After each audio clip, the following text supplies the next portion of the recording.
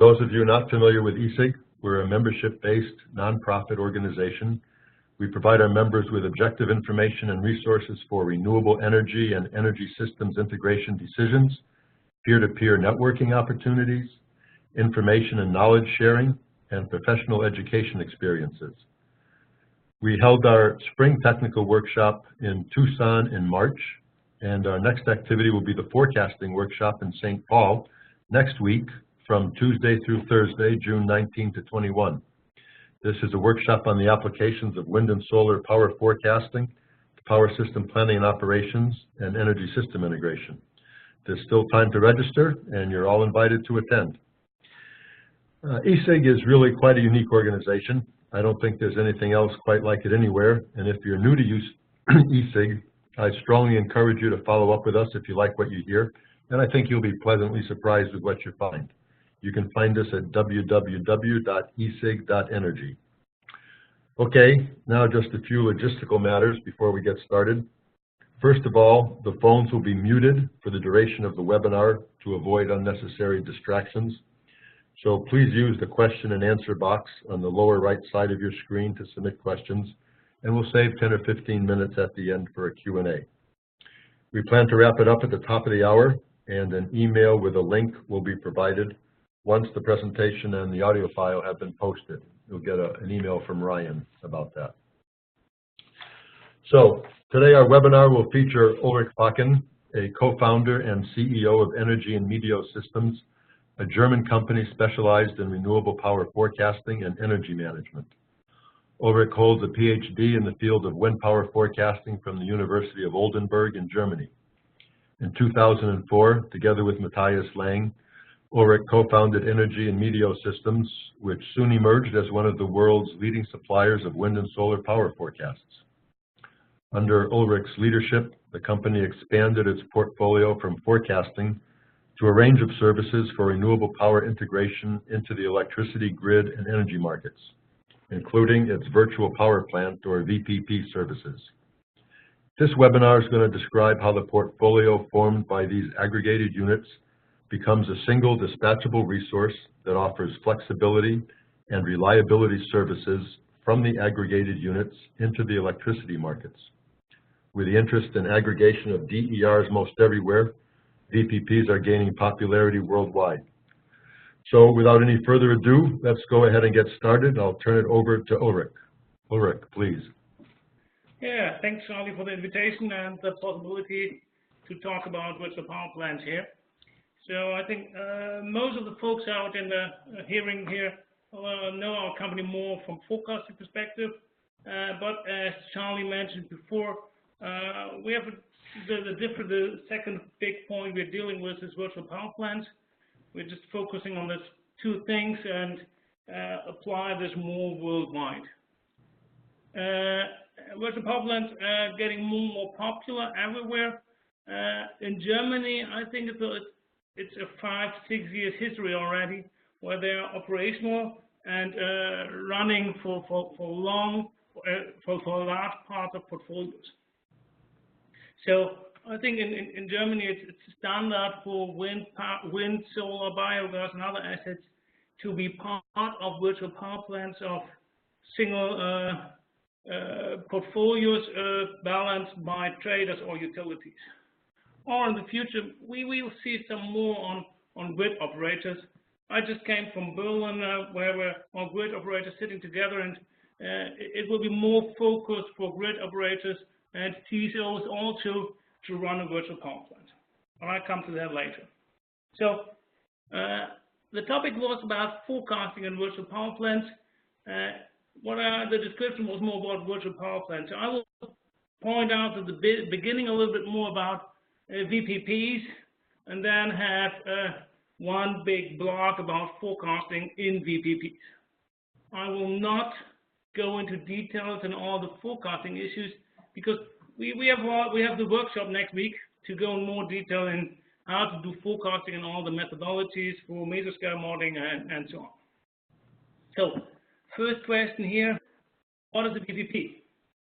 I started with some buzzwords which are out there, and they're often combined with VPPs. So big data. I would say no. VPP has nothing to do with big data. Even if there's data in there, and there's lots of data coming, like SCADA data and unavailability, a lot of different forecasts, but it's not big data because it's structured and standardized. And that's one of the key stuff of virtual power plants, that you have to have structured and standardized data to really be able to deal with different markets.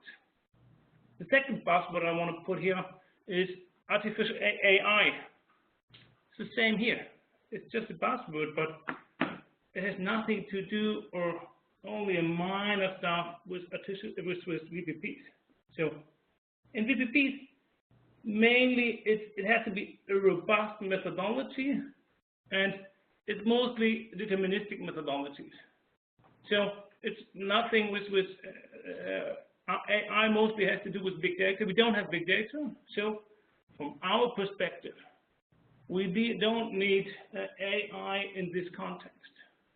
I see that there will be lots of discussion. Please do that at the end. Unfortunately, we are not able to do the discussion now, but post lots of questions. I'm open to the discussion here.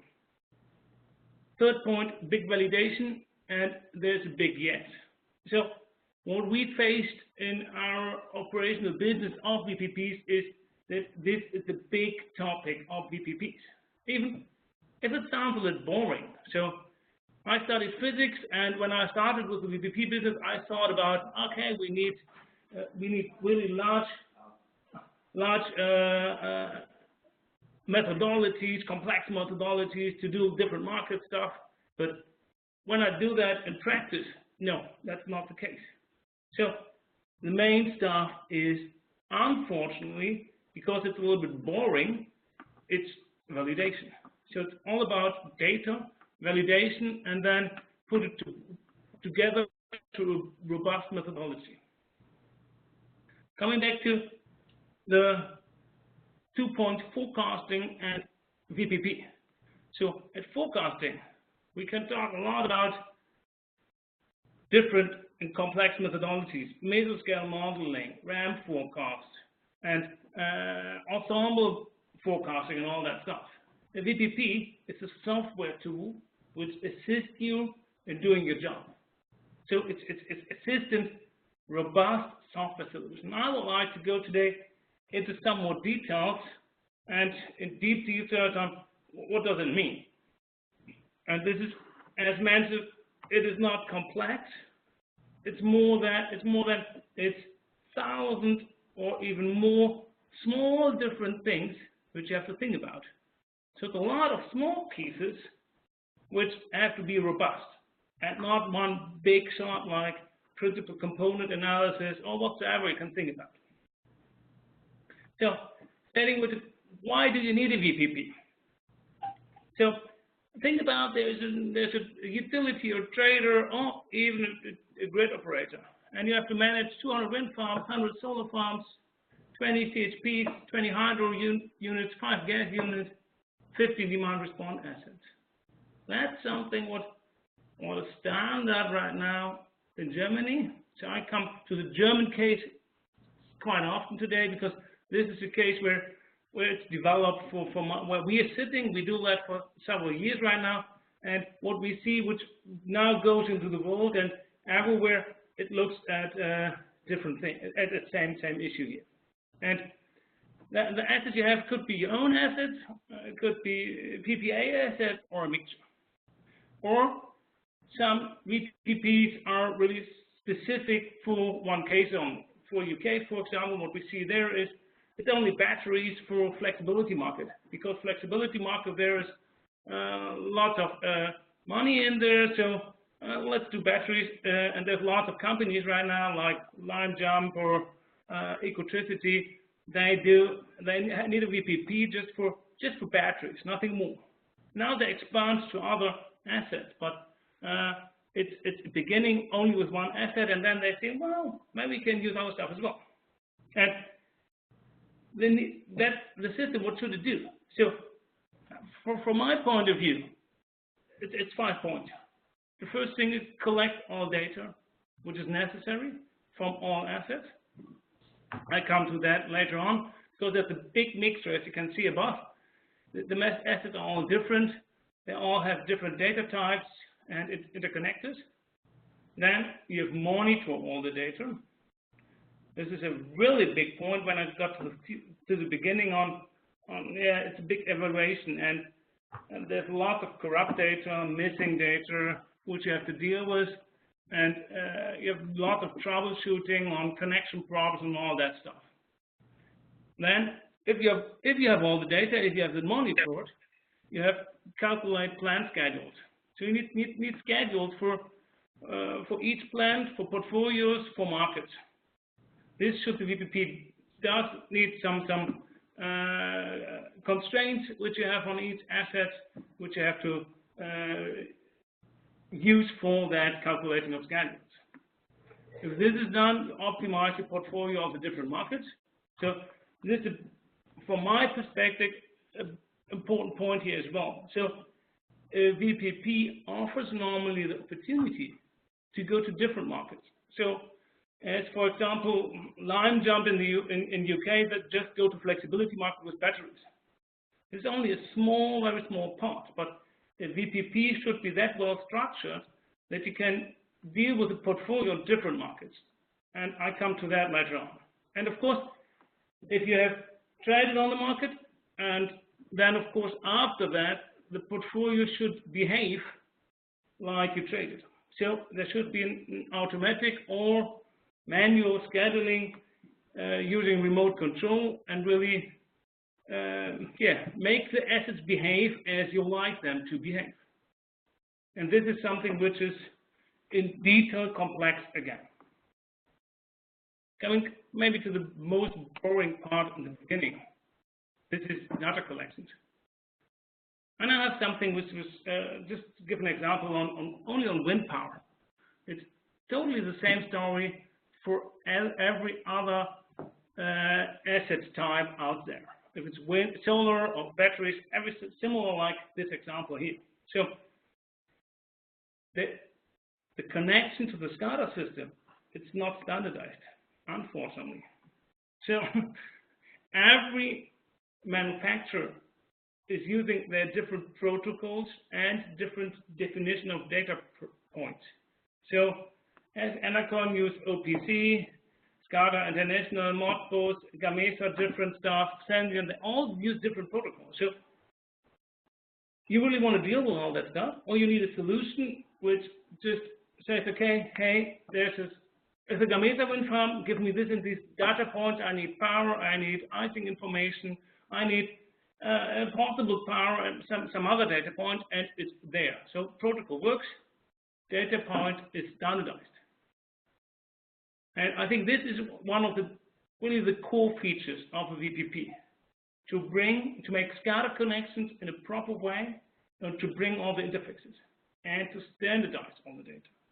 What does it mean, standardize the data? Just one example. Icing is a big problem of wind turbines. We have that in Germany, beginning of January. We had that at SPP just, I don't know, 6 weeks ago still, or 8 weeks ago. A long time this winter, or this spring. For thousands of power pool mice, so icing of wind turbines was a really critical problem. And how to deal with that? So the thing is, you can get icing information, you can do forecasts out of it. We do that as well as others. You should do that, but you can get the icing information out of the SCADA system as well. But it's not always the same data point. For example, at an Enercon machine, which is not that important for US, I know, but for other parts of the world it is, it's an error code. So it's not a single data point, it's an error code. It's difficult to get that out of this error code, the icing information. It's not trivial. If you miss the error code of icing, it's gone. And so it's different from other machines where icing is a data point, where you just skip, I just want to know now if the machine is iced or not. At Enercon, you're not able to do that. You're not able to ask the machine, you're iced, yes or no? You won't get an answer. For some, you get an answer. So what the VPP should do is standardize that at the end you have a screen, you have all the points here, at the end all the data points, and you don't care how this comes out of one of these turbines, or it does not matter for you. So this is something which is on a critical point, and so as from our operation perspective, hard work, long-term work, and you always have to calibrate, and even for single, if you look for a single manufacturer, the data point list differs from turbine type to turbine type. So this is a long story to do that in a proper way. If you have the SCADA data, this is one data collection, but the other data collection is for example, unavailabilities of assets. So you have to collect that from different parties. So this is another point. You have all the different assets, but you have different stakeholders where you get data from. The connection to a wind farm or solar park should be automatically, but to connect to non-availabilities should be an API as well, but maybe sometimes inverter breaks and you need that information right now, and so the O&M teams can type it in, and you need some collection interface to get all the data. So unavailabilities is similar important as, now not similar, but it's also important. The SCADA data is far more important. That's for sure the case. But it's a more data source which you get into here. If you have all the data, there's some other data comes in. We come to that later, like forecasting and data streams. But this is like the data which you need together with standing data as the core input of a VPP. If you have all the data, the thing is there's lots of corrupt data. It's enormous how often data is corrupt. So what you need is you need to analyze which data is corrupt, so where you do troubleshooting. And you need the VPP should provide a nice overview where it's easy to see, okay, there's one wind farm, the fourth in the row. For example, here it's all red. Data is not coming in time. You need this. And then you have to do troubleshooting. You have to phone somebody, or you have to see, you have to look what the problem is. For other assets where there's only gaps of 15 minutes, you don't care. But you need something like really to see on a fast view for the back office of the utility what to deal with. This is only if data comes or not. But often the problem is that data is corrupt. That is even more often what we see. Of course, for large wind farms, that's not the big issue, but if you look for smaller assets, that's far more the case. So there's deviation between live meter, which is from the SCADA system, and meter data. So the counting data, meter or counting data is the same here. There's often deviation in there. And you have to find out that. So if you trade on live data, but this is not the same as counting data, then of course there's an error in what you did. Then if it's over installed capacity, if it's negative values, if it's missing from some turbines, not all the whole farm, if there's time shift in live meter and meter data.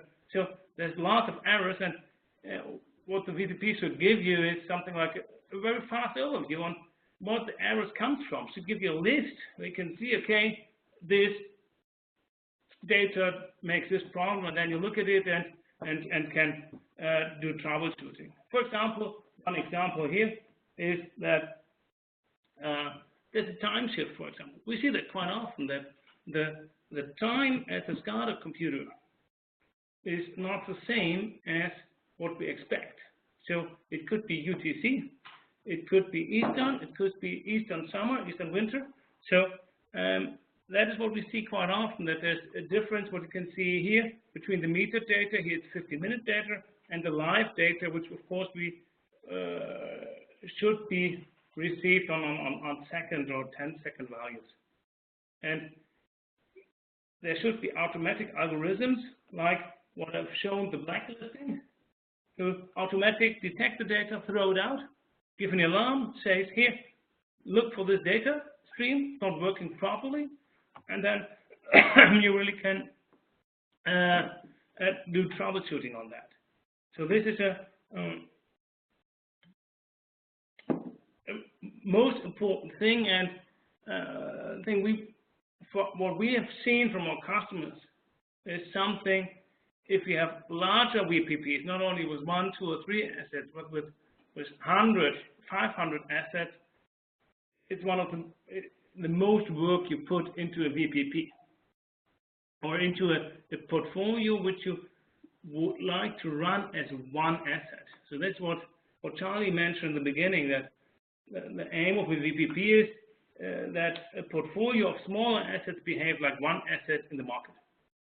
And so this is the most work which has to be done, even if it sounds really boring. And yeah, it's hard work to do that.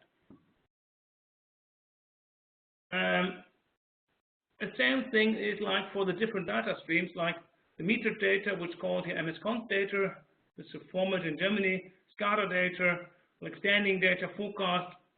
If the control works, so it's a cockpit which shows you which data is late coming in and dealing with all this data stuff. So it's really, I repeat that here, but we laughed about missing data, and then if you have detected it's missing data, you have to provide estimates.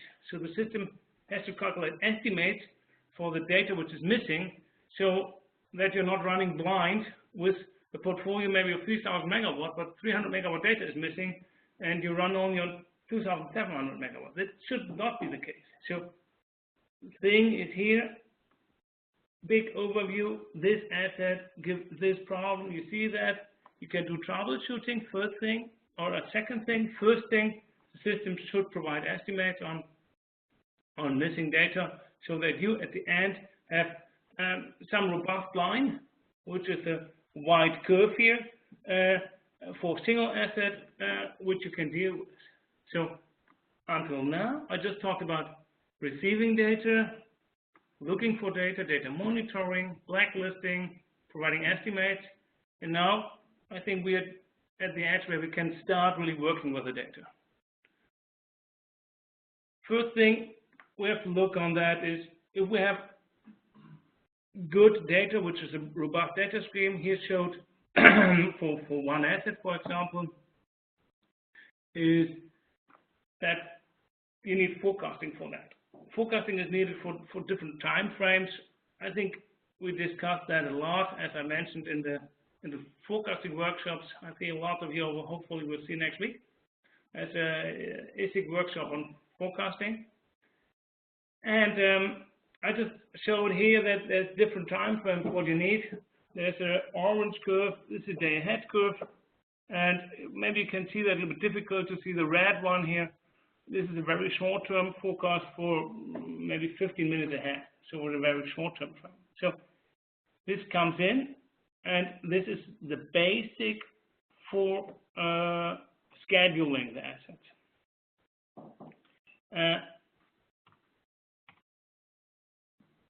This is on a single site, but if you then aggregate, as mentioned, you need to have all data for production, unavailabilities, and forecasts, all time frames, and this is a look how this looks like a portfolio.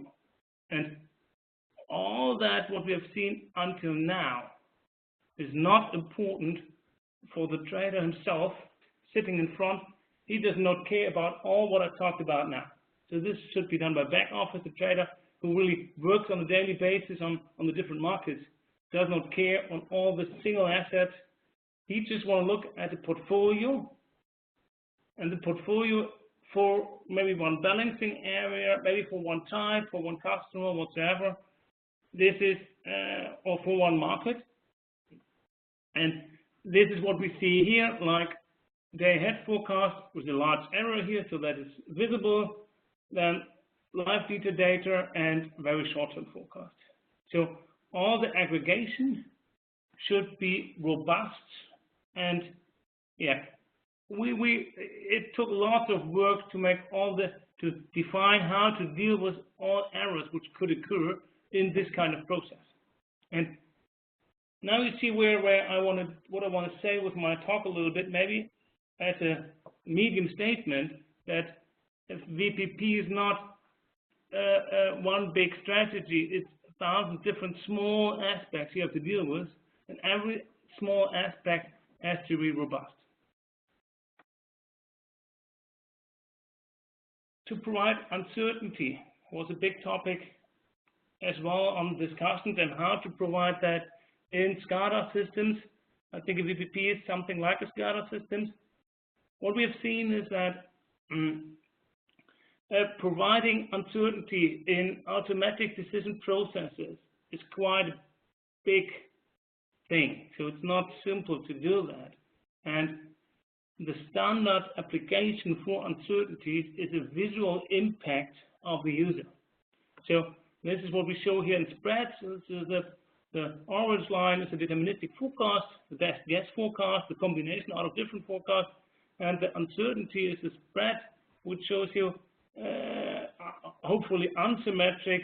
Could it be underperform or overperform your portfolio within a time frame what we see here of a few hours or day ahead.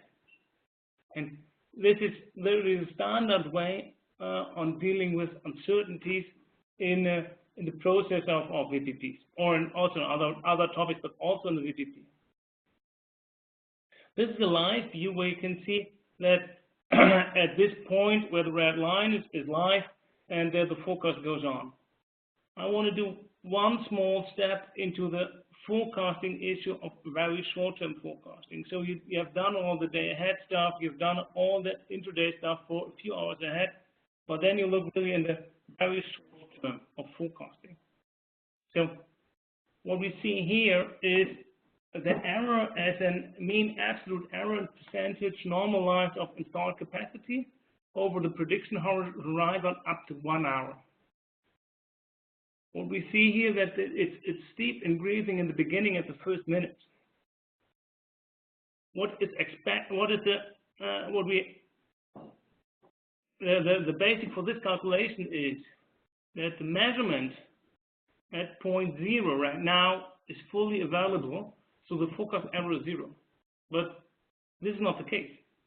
So all that what we discussed before, we have to do data collection, data validation, blacklisting, providing estimates. All this has to be done and then forecasting, and this needs some time. And if we expect this takes 12 minutes, so 0.2 on the x-axis here, then the error is 2.5% just to this delay. So this delay is one of the really crucial things for the very short-term forecasting which you need for online processes, DIR and MISO or whatever. So what we did is, as an example, when we introduced dispatchable intermittent, or when MISO introduced dispatchable intermittent resource in July 2011, already 7 years ago, yes, and then that it has to be really fast from measurement, forecasting, and providing the forecast for the DIR. And we reduce timing that receiving data takes 10 to 15 seconds. Do the forecasting, very short-term forecasting, needs maybe 20 seconds, and provide it back to MISO is maybe 10, 15 seconds again to put it in their systems that they can apply. So the whole chain is just 40 seconds. So the thing is here, it's important not to lose accuracy due to slow data acquisition and data streaming. And this is what a VPP has to bring here, that it's really for the very short term frame, the data streaming has to be very, very fast, not to lose accuracy in. And this is what we see now in Germany. We're really close to market, so the physical trading on the market can be nearly close, the trading can be close to real time. It's really important that we talk about seconds with our customers on what the delay of measurements should be. Standard today is not to use only one forecast provider, it's to use several forecast providers. They all have their strengths and disadvantages. And what we see here is a green forecaster and a red forecaster, and VPP should provide something like a combination. So this is the yellow curve, which is a day ahead forecast here, what we see. And the yellow curve in the mean is better than both others. And this weighting, what we see here for this incident, for this weather situation, is 30 to 70%. But this should be calculated either within the VPP or a module outside the VPP fits quite fast or connected quite fast to the VPP in providing this combination of forecast. So if this is in the VPP, you need something like evaluation of forecast so that it can be fast done. And what you see down here on the right corner is it's a schedule of forecast for the last, I don't know, few weeks. And you can see, for example, the yellow forecast on the higher, so the scatter, what you see is measured power compared to forecasted power for a specific portfolio. You can see that yellow performs a little bit better than purple, and so you can change. It should be the possibility to change weighting either manually or automatically. Could be both. And of course, then if you talk about this, there could be some more AI models or sophisticated models behind. If you talk about this specific part, how to combine forecast, this could be even more sophisticated, but what we see is that even simple models here is enough to provide really robust, good methodology. Okay, this was just for wind, what we see here, but VPP should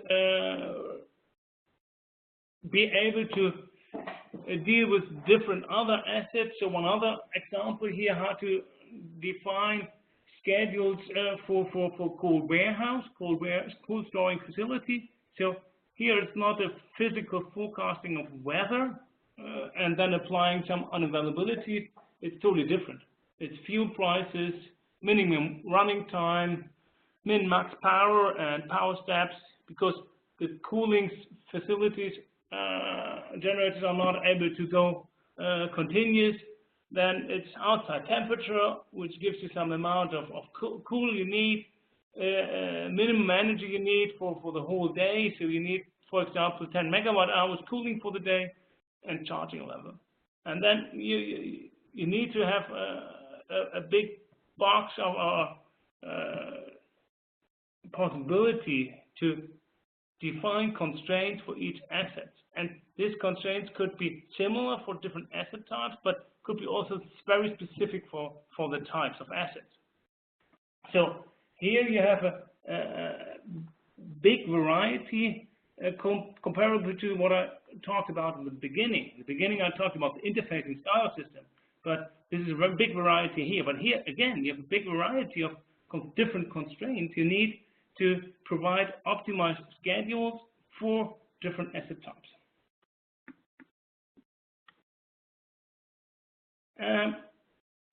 If you have all the schedules, this is the thing what the trader looks at. Then he knows something about what you see here is in gray, what he traded on. This is an online view, for example, where he traded all the gray line. This is the operation schedule, what he has done.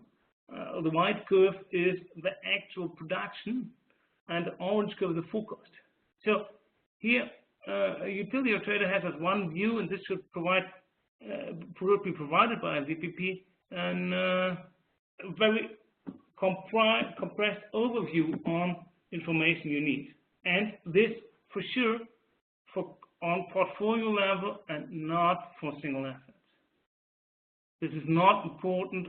If you trade it here and you have a problem, you don't want to look into details. It's not important for you. So this is really what is needed. And if you go one step further, of course, if you have different balancing areas and you have different asset types and you have different markets, this is not enough, because you're not able to look at one side. Well, you need to see here below the red line. The red line is now for each balancing area or market. You need to know what the open position is to really be able to react really fast on the different markets. On that top, there's some stuff coming on, which is very popular now in Germany and Europe is automatic trading, which is standard in the stock market, but in the energy market, I think it's not standard now. But what we see, it comes more and more. And so the virtual power plant is very often connected to an algo trading tool, which then trading the open positions automatically on different markets. What does it mean? Yeah. And after that, you traded all that. Then the last step is really to guarantee that your portfolio behaves like you want it to behave. So you have to schedule them in real time and have to automatically reschedule them if they don't behave like they should behave. So this is the deal that this, if you look at one turbine, what we see here, for example, the dark red, the dark green and the low is the provided schedule to curtail because of maybe negative prices or other incidences. And this is only for one asset. But this, of course, has to be totally automatic for a portfolio of assets. So here again, you want to act as for one portfolio. And so I will describe this a little bit more in detail. What you see here as purple and orange is the forecast. What we see in white is the production. So in the beginning, you can see that the production fits very good the very short-term forecast. It fits both good together. You know, as the balancing authority for your portfolio, there's no balancing cost allocated with it because what you've done, what you traded, and what the reproduction is fits very good together. Just as a point here, the green-red line is a possible production. So all between the green and the white is the production is curtailment from TSO grid operator due to grid constraints. At this point, where the white curve does not follow the orange curve anymore, there's some down curtailment due to market prices.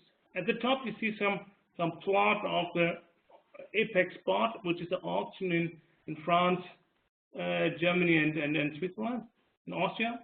And you can see here that at this incident, at this day where this happens, we had negative prices down to, for the whole day, down to minus 80 euro per megawatt. So you had to pay 80 euro for each megawatt you produce.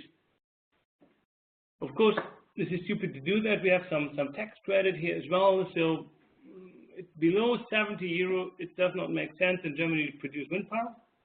And so this is why this was curtailed.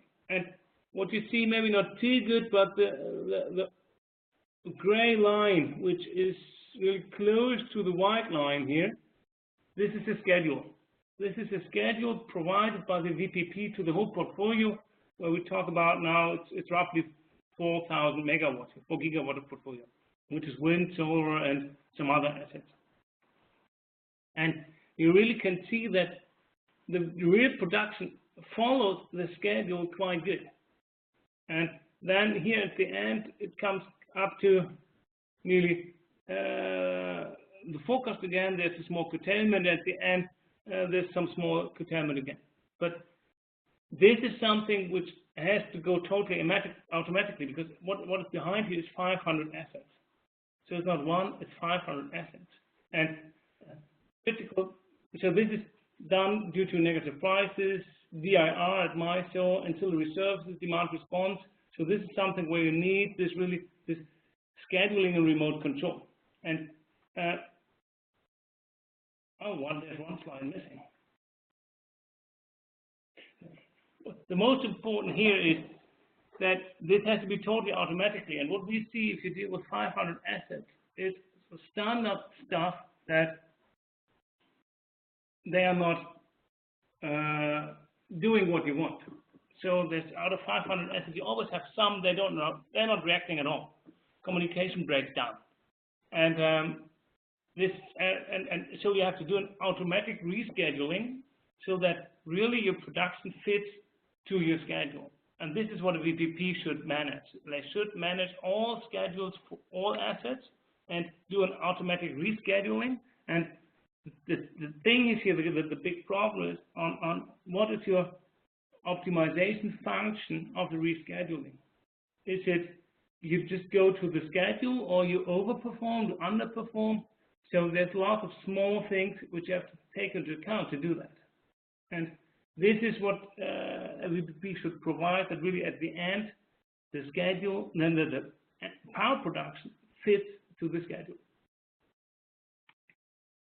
And of course, it should look, in this case, for the automatic reduction on the merit order. So it should take the cheapest first and the most costly at the end. So you have a merit order, and the merit order has it's a big Excel sheet on different issues, on how long should it stay online, on which steps it can do, and if it's performing right now, yes or not, and the price at the end. So this is a merit order on and where it should react. Location is a thing as well, and reaction possibilities. So this is what a VPP has to consider if it does an automatic scheduling of a whole portfolio. So, what the opportunities with VPP? I think we discussed how it helps in collecting necessary data, monitoring the data, calculating plant schedules, optimizing the portfolio for different markets, and automatic scheduling using remote control. When I came to my first slide, so it's really, there's lots of data involved, but the VPP is, from a perspective where I look now, it's a robust software solution which helps you to manage a portfolio with all the thousands of small problems you have, of interfacing, of missing data, of providing estimates, on automatic rescheduling, and all that stuff. So nothing of these thousands of things is complicated. It's not really complicated what a VPP does, but it's thousands of things. And yeah, I would be interested to discuss with you what you think about it. If this is a good view on VPP, or if you think, oh, this is too stupid for me, it sounds too stupid or too simple. And you see what opportunities VPP has in case of this. So, and this is where I will end my talk, and thanks for your attention. I'm very happy to have some more questions here. Okay, thank you, Ulrich. We'll give people a few minutes to think about what you said and put some questions in, but in the meantime, I'll start the discussion with a few thoughts or questions of my own. I think that you've probably encountered this problem a little bit before we have, because we haven't really gotten deep into the aggregation of distributed resources, but we're moving in that direction. So I think what you've done is very interesting in that regard. One thing that we didn't talk about in any detail in here, Ulrich, or in much detail outside of the ice storage, was the electrical storage resource. And I'm curious, do you have any thoughts on how the addition of batteries, for example, will affect the forecasting and the operation of VPPs? That is, it's only one asset more. So for the grid, if we discuss in the perspective of a grid operator, this of course changes a lot. For the VPP, it's just one asset with some constraints, and that's it.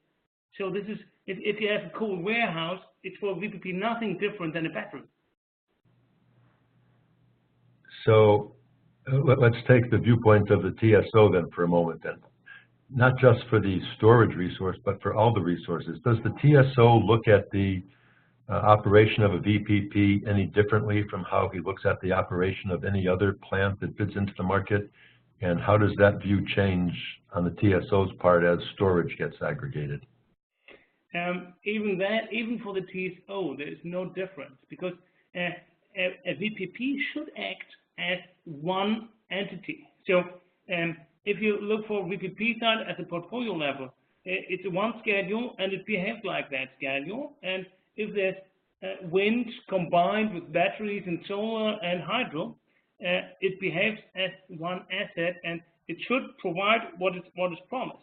And this is where you need the automatic scheduling control for. So at the TSO level, it's fine if they have lots of VPPs in their system in the market, so they know exactly what happens and what the battery does. So does the battery or the asset owner play a role in the scheduling of the battery, or does the operator of the VPP manage that process? Normally the VPP. So the VPP owner has a PPA with the battery, and then it is completely responsible for scheduling the battery. So the battery owner is just a financial investor who builds it. But if it has a PPA with the VPP owner, the VPP operator decides what to do. It has to be that way, otherwise it does not work. Or for some assets it's different. That's normally, but not for batteries. This is for demand response assets, where the VPP receives a schedule from the industry, from the demand response industry, what they can do and what flexibility they have. So there's some, some constraints from the industry, what can be done or not. But then the schedule is provided, and this has to be anticipated by the VPP. And how much flexibility is there in the schedule should the owner of the asset decide that he wants to change his schedule or doesn't want to participate for some period of time, or maybe needs his battery for some outage that's occurring? How much flexibility is there in the scheduling process, and how easy is it to take that into account? This depends on the contract of the VPP operator and the asset owner. So for lots of assets, the flexibility goes over to the VPP operator totally, and he just pays a specific amount, which is fixed, to use his flexibility, and sometimes it's something in between.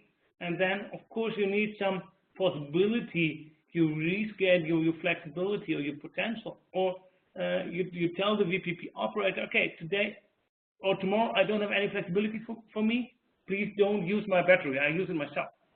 But this is something which is in between the contract of the VPP operator and the asset owner. So if you've taken day-ahead position or some other situation where there's risk involved, how is the risk shared between the asset owner and the VPP operator? Could be all. This is nothing where we can give lots of answers, because our job normally is just to provide technical solutions here. So we are not in the contract issue. This is something between the VPP operator and the asset owner. What I know is it could be something like a fixed tariff for megawatt hour, fixed tariff for capacity, could be something like shared profit on the market, or it could be at the end only something like that the asset owner pays a tariff, fixed tariff, to use the VPP as a market access. So it gets complicated.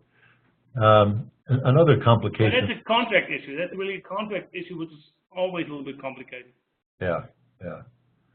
Another complexity that I'm curious about, Ulrich, and listening to the description there, is the forecasting complexity,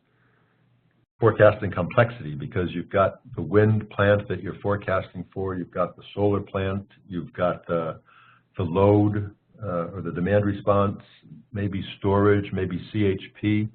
It seems like the forecast process for each of those must be a little bit different, and you must need some time to combine the forecasts depending on how diverse the range of assets is that you're operating.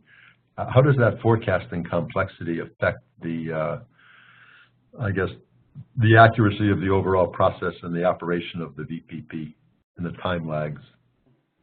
Yeah, I see that I missed to point out that forecasting of all these assets is mainly not coming with the VPP. So this is time series which comes from experts outside.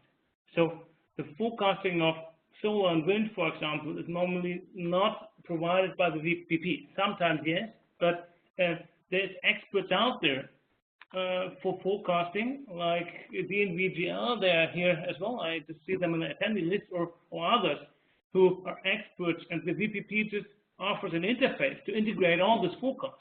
So if I go back here, so this different forecast, which you see here, the green and the red line, is not provided by the VPP itself. It comes from outside, and there's just an interface to take it in. So, and this is with other assets as well. They're experts on water, they're experts on solar, and some assets are very easy to schedule and then, or to forecast, and this is made by the VPP itself. For example, biogas. Biogas is really straightforward. There's not much flexibility in there. It's not weather-driven. This is easy, and this could be made by the VPP himself. But most of the assets forecast comes from outside. So it seems that there must be some need for the humans in the loop, even though, I mean, you're dealing with very large amounts of data, and it's obviously got to be automated, and you certainly emphasize the automation of the process, but it seems like there's still got to be some humans around to watch things when something goes wrong, to fix things, to monitor the data coming in, monitor the outputs. What's your experience with the need for humans in the loop, and how much the machines can do without the people? You need people. There's no way out that for all this blacklisting stuff, you can do some automation, but you need people to really look if everything works properly, and you need people who work on the different markets. As I mentioned, there's algo trading coming more and more in Germany. So we have an algo trading machine here, an automatic trading machine inside the VPP as well. But what we see is there's lots. This is some point where we talk about AI, and I see more that it's not possible to do everything automatically. There is some manual interaction needed. That's why an interface is needed, where you can see everything clearly and can react fast on what happens. So we can't get rid of the humans entirely. No way. Not yet. Not yet. I think we maybe in 10 years, or 5 to 10 years, but not yet. Yeah. Let me ask you a question about PV that's been on my mind, Ulrich. And that's really residential PV, rooftop PV. You know, we've adopted the, I would say, policy, but perhaps it's technology based. Perhaps it's just, perhaps it's not technology based. But we tend to think of rooftop PV as being must take, that there's really no way of managing it, controlling it, regulating it. It's too expensive. There's too many rooftops. What is your view of participation of residential rooftop PV in a VPP and the need to manage its output as time goes on in the electricity markets, as we get more and more rooftop PV in the markets? We thought about that a lot, because we do lots of all production above 100 kV. This is just done as a minimum what we deal with right now. And so we discussed what happens with all the small stuff. Germany, we have 1.5 million residential PV plants. But what we see, all the connection, all that stuff, is far too much work. And I'm quite sure this will be done by decentralized management. So there will be a tariff which changes that. And then you have a battery PV system, and there will be a signal by the smart meter. It gives you a signal now power is cheap. And then due to the signal, if power outside is cheap or expensive, it will charge the battery or provide energy. But this will be not, we don't see this as a centralized system. And you're considering the VPP as a centralized system in that regard? Yeah. That's what it is. It's a centralized scheduling system for decentralized small assets. Compared to the old world, but not to the very far away world with very residential PV. So you think that even in the long term, that just some kind of a governor group control on the PV plants will be the way of regulating rooftop PV down in the event that you have excessive generation that you can't control? Maybe there's a stop signal for big problems, so that the heat or ISO, which have the problem, they group it and then they send a signal out, please stop everything, but not really like what is done in the VPP is really like minute by minute scheduling of each asset. I don't see that for rooftop PV. Right. But even at the present time, there's really no control mechanism between any central control and the distributed rooftop PV devices. Yep. Right. So that may be necessary sometime in the future. Yeah, maybe. Yeah. But what we see in most of the markets is that, not all markets, but that it's a lot of flexibility available. And if we go more for VPPs, then flexibility will increase in the system. And the question is, when do we need more flexibility in the system that we need the small assets in some of these regulations? And I see that we have a related question that's come in there. Besides the markets that reward flexibility, where do VPPs make sense? Once again? I see a related question that's just come in is, in addition to the markets which reward flexibility, whereabouts do VPPs make sense? It's similar. If you look for South Africa is totally vertically integrated, but even there, it could totally make sense for ESCOM to have a VPP to regulate all the small assets, because their dispatch system for the grid is not made to really connect to 1,000 assets and do an automatic regulation of 1,000 assets. It's for the large stuff. And so even for this vertical integrated systems, it totally makes sense to have a VPP for example, ESCOM. Yeah, so it could be like an intermediate aggregator where you've got a lot of distributed resources. Yes. Yeah. Okay, well, I think we're about at the top of the hour, so we're going to need to wrap it up. And as I mentioned earlier, an email will go out once the presentation and audio file have been posted. And I'd also like to remind you that this webinar you just heard is really a very timely backdrop and preview for our upcoming forecasting workshop next week, especially in light of FERC Order 841 on electric storage participation in regional markets. You touched on that a little bit today. And also the recent technical conference on aggregation of DERs, which I think is very much related to what we discussed today. So I strongly encourage your participation if you're at all able to get there. And I want to let you know that we appreciate your engagement. We look forward to seeing you at our next webinar on Thursday, July 19th at 2 p.m. That webinar will feature Jim McCauley, a professor at Iowa State, and he'll be speaking on the SEAM study project, which was managed by NREL for DOE, concerning the HVDC grid overlay across the seam of the eastern and western interconnections. I think everyone knows by now that a robust transmission system is a critical ingredient in the integration of large amounts of renewable energy, and there's a great story to be told here, so please join us for that. And I'd also like to mention the jointly sponsored webinar series from NERC, EPRI, the North American Generator Forum, and ESIG on the topic of inverter-based resources, and further information on all the webinars and meetings can be found on our website at www.esig.energy under events and in our newsletters and emails. Ulrich, I want to thank you for this very timely and informative webinar. And thanks again to all of you for your participation, and we look forward to seeing you the next time around, so take care until then. Okay, thanks a lot for the invitation, and see you next week. Okay, thank you.